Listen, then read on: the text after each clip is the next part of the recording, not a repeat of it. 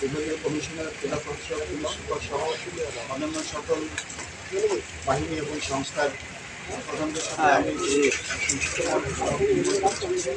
আমি আনন্দিত হচ্ছি যে তেমনভাবে পুলিশের বিভাগ এবং বিশেষ করে গোলাপের আইন শৃঙ্খলা পরিস্থিতি বিগত এক মাসে যথেষ্ট ভালো ছিল।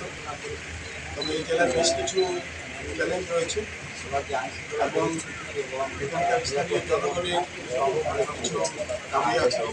বিশেষ করে এখানে গ্যাস উৎপাদন হয়, সেটা আমরা সবাই জানি, এবং স্থানীয়ভাবে এই গ্যাসটা যাতে এলাকাবাসী সুবিধা যাতে পান, সেই দাবি পূরণের বিষয়ে আমি সরকারের নিকট উপস্থাপন করব।